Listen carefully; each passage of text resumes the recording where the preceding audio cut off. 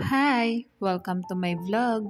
Ang video natin for today is Promilk Pink versus Bonakid na parehas na pang 1 to 3 years old.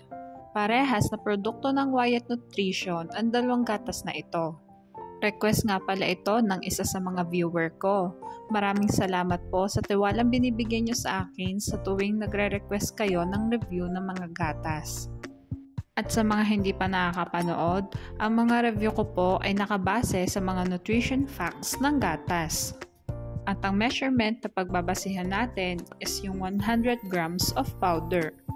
Okay, simulan na natin. Sa energy, dietary fiber, fat, arachidonic acid, and DHA, lamang ang Promil.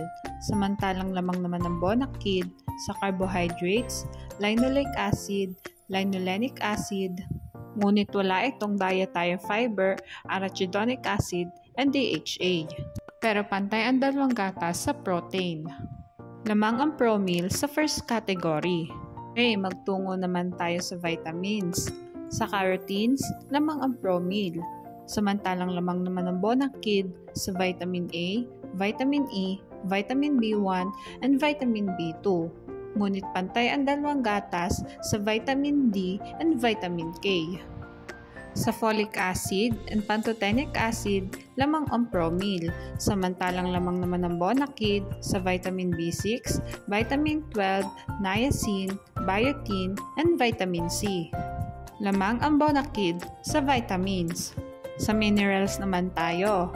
Sa iron, lamang ang Promil, samantalang lamang naman ang Bonakid sa calcium, phosphorus, magnesium, zinc, and manganese.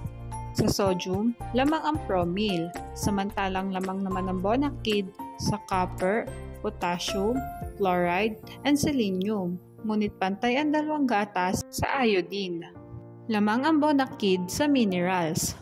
Magtungo naman tayo sa other nutrients. Sa nucleotides na UMP, AMP, GMP, IMP, lamang ang Promil, pati na sa lutein and choline.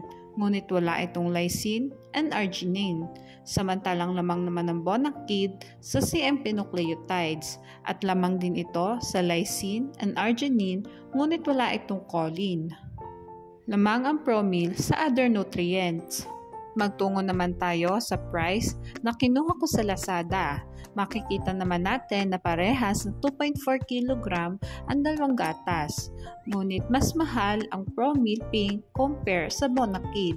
Ang difference nga ng price nila is nasa 1,173. Pero guys, pwedeng mag-iba yung price ng dalawang gatas na ito depende kung saan store nyo sila titingnan. At ito na nga yung summary ng vlog natin today. Sa first category and other nutrients, lamang ang Promil. Ngunit lamang naman ang Bonakid sa vitamins, minerals, at mas affordable din ito compare sa Promil. Pero lagi nating tatandaan, sa pagpili ng gatas, pumili ng gatas na hiyang sa bata. Mahalagang paalala, breast milk is the best milk for babies.